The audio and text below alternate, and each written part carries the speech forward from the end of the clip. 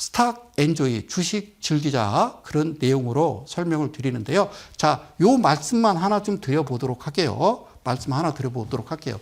자, 보실게요. 주가가 떨어지다가요, 횡보하다가 여기에요, 이걸 이제 양봉이라고 가정을 하고요, 캔들이 하나 발생합니다. 거리랑 동반해서 이렇게 캔들이 하나 발생을 해요. 그래서 이걸 뭐라고 그러냐면 저는 여기다가 크게 이제 그려놓습니다. 뭐라고 그러냐면 이게 0%고 이게 7%고 이게 14% 이상. 즉, 밑으로는 마이너스 3% 잡아줘서 3714라고 그러는데요. 그러니까 고점이 14%, 종가가 7%, 이와 같은 거리랑 동반해서 주가가 가격 조정 주고 기간 조정 준 다음에요, 갑자기 거리랑 동반해서 이와 같은 양봉이 발생할 때 이거를 우리는 매수 포인트라고 그래요. 매수 포인트라고 그러는데 자, 여기서 매수 포인트요.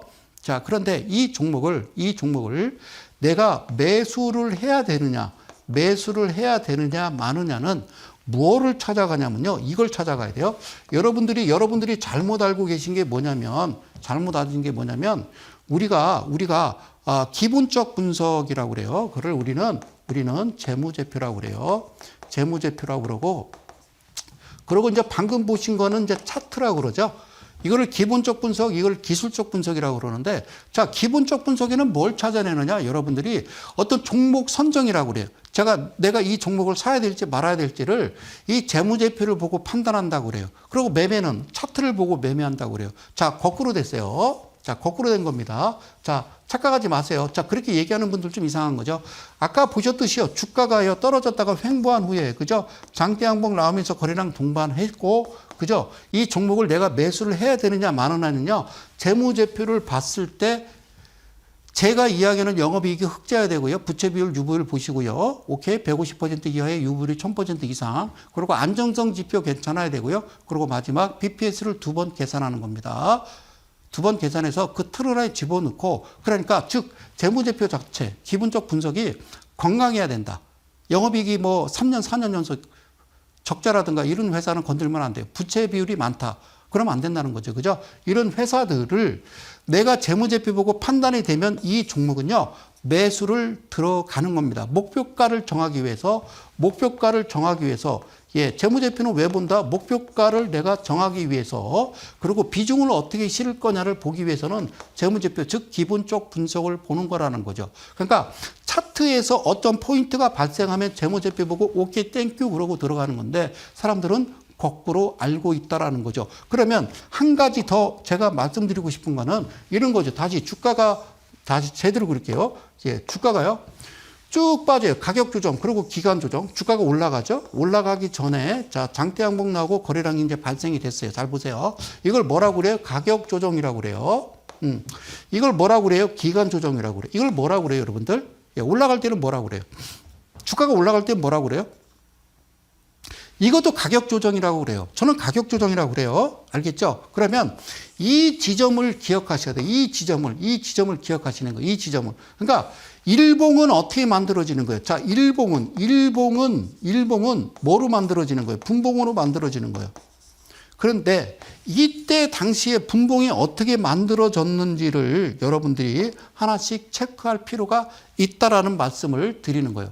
오케이. 그래서 자, 여기서부터 잘 보세요. 0%고 여기가 7%고 그리고 여기가 14%입니다. 그런데 자, 0과 7을 반으로 갈랐어요. 여기를 우리는 퍼센트를 3.5%라고 그러고, 그리고 시가로부터 10%가 올라가면 우리는 VI 발동이라고 해서 정적 변동성이라고 이야기를 해요. 자, 아까 보셨던 주가가 빠지고 가격 조정 주고 기간 조정 준 후에 주가가 장대 양봉으로 거래량을 동반했을 때 그날 당시에 주봉에서 어떤 현상이 일어나는지, 이걸 제가 선이 어떤 선이냐면요, 분봉에다가 그어놓은 겁니다. 분봉에다가. 다시 한번요. 분봉 차트에다 아까 일봉에 나타났던 장대 양봉이 만들어지기까지 분봉에서는 어떤 일이 벌어졌는지를 우리가 알 필요가 있다라는 거죠. 그래서 뭐라고 그러냐면요. 제가 이제 오버슈팅이라는 말을 쓰는데, 자, 이렇게 이제 양봉이요. 시가로부터 시작해서요. 주가가 올라오면 이 자리가 3.5%인데, 3.5%인데, 제가 얘기하는 건요. 제가 이야기하는 거는 뭘 뜻하냐면요. 3714라는 겁니다. 3714. 즉, 3%가 초과될 때에 매수가 들어가는 거고요. 그렇죠? 그리고 7%의 수익을 우리는 구현하는데 그 자리가 대개는 14% 자리더라. 어디부터? 0%부터. 자, 그 말씀을 드리는 겁니다. 잘 보세요.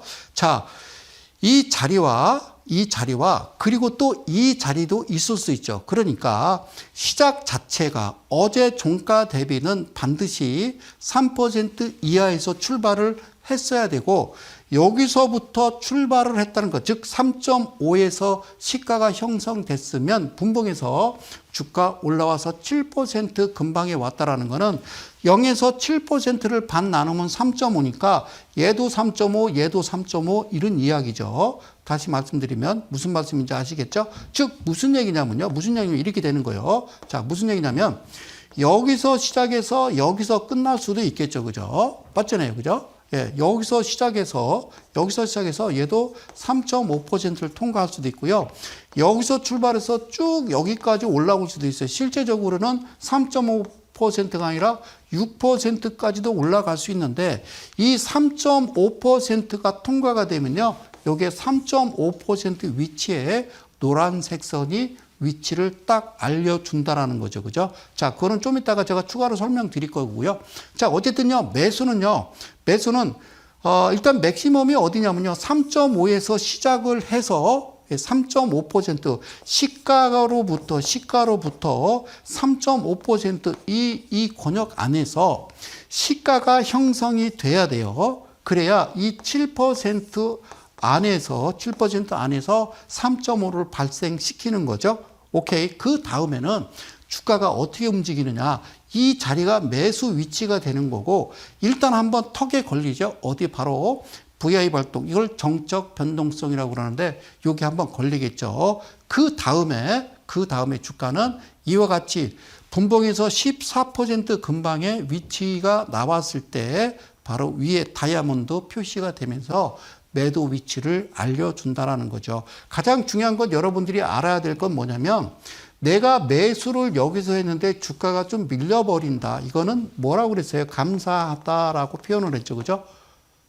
예, 감사한 겁니다. 그리고 주가가 10% 이전에 팔아도 되고 어쨌든 14% 이 신호 나올 때 매도하신다고 그래도 큰 문제가 없다라는 말씀을 드리도록 하겠습니다. 오케이. 여기는 매도 위치가 되는 거죠. 이건 뭐냐면요. 분봉입니다. 다시 한번요. 이건 뭘 뜻한다? 분봉을 말씀드린 겁니다. 아까 일봉을 분해했더니 이와 같은 분봉이 발생하더라는 거죠.